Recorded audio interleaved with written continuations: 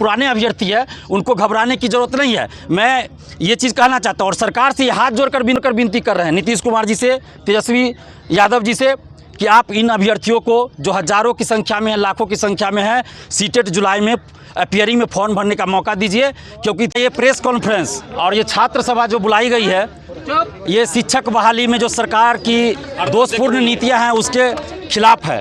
और इन शिक्षक अभ्यर्थियों की मांग है, हमारी भी मांग है इन शिक्षक अभ्यर्थियों के समर्थन में कि सीटेट जुलाई 2023 अपियरिंग वाले को इस शिक्षक बहाली बीपीएससी में फॉर्म भरने का मौका दिया जाए। ये लोग नौकरी नहीं मांग रहे हैं कि हमको ज्वाइनिंग लेटर दे दीजिए, ये लोग सिर्फ इतना मांग रहे हैं सीटेट जुलाई वाले कि आप फॉर्म भरने का इनको एक मौका दीजिए। चूँकि ये बहाली बीपीएससी से हो रही है और बीपीएससी की परीक्षा होगी, उस परीक्षा में जो मार्क्स लाएंगे उसके आधार पे, उस मार्क्स के आधार पे मेरिट बनना है, न कि सीटेट के मार्क्स पे या फिर बीएड डीएलएड के मार्क्स पे।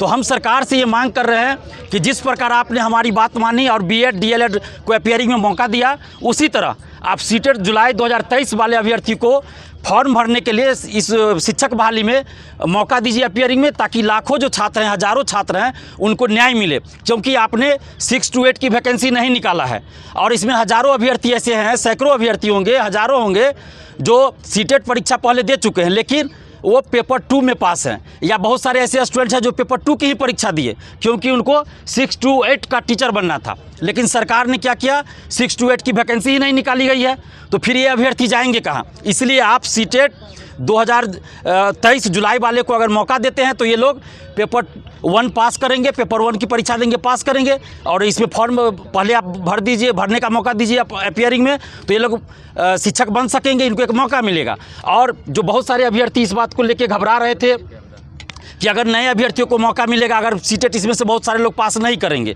हो सकता है कि नहीं करे पास, एग्ज़ाम है तो उनका सीट खा जाएंगे 1,70,000 में से, तो ऐसा नहीं होने वाला है। जब बीपीएससी से जब मेरिट बनेगा शिक्षकों के लिए, तो वो मेरिट तभी बनेगा ना जब अपियरिंग में जो लोग फॉर्म भरे होंगे, चाहे बीएड वाले भरे हों अपियरिंग में, डीएलएड वाले भरे हो या सीटेट वाले भरेंगे, तो अपियरिंग में जो भी फॉर्म भरेंगे तो मेरिट लिस्ट जारी होने से पहले कॉपियों का जब मूल्यांकन होगा उसी समय या उससे पहले या उसके बाद सबसे सर्टिफिकेट मांगा जाएगा ऑनलाइन। और जो लोग सर्टिफिकेट पास का नहीं जमा करेंगे सीटेट का या डीएलएड बीएड का, तो उन लोग का जो अभ्यर्थित्व है वैसे ही समाप्त हो जाएगा। तो सीट खाने की बात यहाँ नहीं है। इसलिए इसमें जो पुराने अभ्यर्थी है उनको घबराने की ज़रूरत नहीं है। मैं ये चीज़ कहना चाहता हूँ और सरकार से हाथ जोड़कर विनती है नीतीश कुमार जी से खासकर, कि नीतीश कुमार जी, आप महिलाओं की बात करते हैं, महिला उत्थान की बात करते हैं, आपने बहुत सारी योजनाएं चलाई महिलाओं के लिए, लेकिन आज जो महिला अभ्यर्थी, आप देखिए, मीडिया वाले बंधु दिखाइए कि महिला अभ्यर्थी शादीशुदा हैं, बाल बच्चेदार हैं, ये लोग इस कड़ी धूप में, 43-44 डिग्री टेम्परेचर होगा पटना का,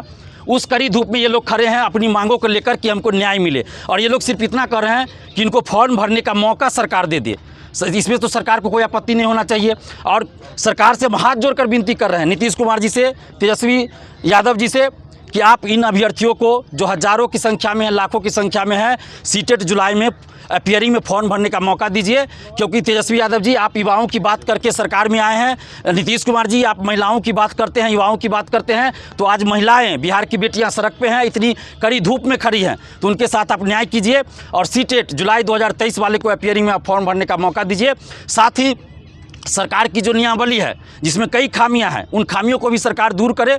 जैसे नियोजित शिक्षक को उन्होंने कह दिया कि हम एग्ज़ाम लेंगे, 6 to 8 की आपने वैकेंसी नहीं निकाला तो फिर आप 6 to 8 में प्रमोशन कहाँ से कीजिएगा। ये सारी बातें हैं। सब्जेक्ट कॉम्बिनेशन लेकर बातें हैं। बहुत सारे सब्जेक्ट हैं, जैसे म्यूजिक है, कुछ और सब्जेक्ट है जिनकी वैकेंसी नहीं आई है। तो इन सभी चीज़ों पे सरकार को गौर करना चाहिए और नियमावली में एक बार संशोधन करना चाहिए और सभी अभ्यर्थियों से बात करके एक बीच का रास्ता निकाल के, ताकि किसी भी अभ्यर्थियों को ये न लगे कि उनके साथ अन्याय हुआ। आप शिक्षक बहाली कर रहे हैं, आप जो है कोई सड़क छाप या गुंडों की बहाली नहीं कर रहे हैं कि जैसे तैसे आप ला दिए नियमावली। और अभी अपर शिक्षा सचिव का तबादला हुआ है, तो क्या दिखा रहा है? या तो वो शिक्षा सचिव सही से काम नहीं कर रहे थे या सही से काम कर रहे थे तो आपने हटा दिया, दो ही बात होगी। तो इस तरह से कैसे चलेगा व्यवस्था?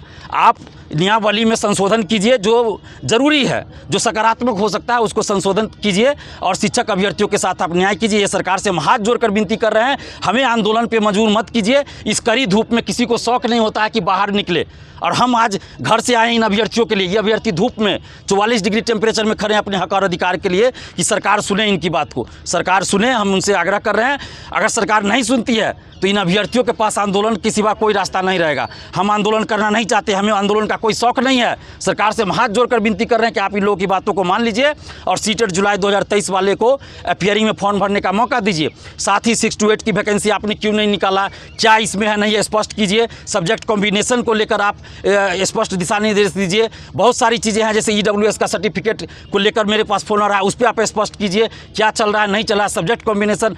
तो इस तरह से सीटें खाली रह जाएगी। अगर सरकार की मंशा है कि 1,70,000 सीट हम भरे, तो सरकार सीटेट जुलाई वाले को मौका देना पड़ेगा, नहीं तो सीट खाली रह जाएगी। और आप 9th-10th में देखिए, आर्ट्स विषय का आपने STET लिया ही नहीं, तो फिर सीट कैसे भरेगा, उसका तो खाली रह जाएगा। तो यानी कि 1,70,000। हाँ, जिस तरह से आप कह रही हैं कि DLED और BEd वालों को मौका मिल रहा है, तो सरकार भीड़ कम करना चाहती है या सरकार की मंशा नहीं है? और दूसरा सवाल कि आप लोग कोर्ट का रुख करेंगे क्या अगर सरकार नियमावली में बदलाव नहीं करती है तो? देखिए, सरकार की, वही तो मैं सवाल कर रहा हूँ, अगर सरकार की मंशा है कि हम 1,70,000 पे बहाली पूरा करें, तो इसलिए हम लोग ये मांग कर रहे हैं कि सीटेट जुलाई वाले को आप मौका दीजिए, क्योंकि ये बहाली आप BPSC से ले रहे हैं। BPSC में जो मार्क्स आएगा परीक्षा में, उसके आधार पे कर रहे हैं। तो सीटेट से क्या मतलब है कि सीटेट पास सीट चाहिए? सीटेट का मार्क्स नहीं ना कि जब बहुत ज़्यादा चाहिए उस पर मेरिट बनना है, तो सिर्फ पासिंग चाहिए। और उसमें सीटेट में भी मार्क्स का है, जैसे रिजर्वेशन 5% दिया जाता था पहले, वो भी नहीं दिया गया है। और दूसरा सवाल था कि कोर्ट जाइएगा, तो हम लोग कोर्ट नहीं जाएंगे। हम लोग लोकतांत्रिक तरीके से सरकार से मांग कर रहे हैं। अगर सरकार नहीं सुनेगी तो हम लोग लोकतांत्रिक ढंग से सड़क पे आंदोलन करने पे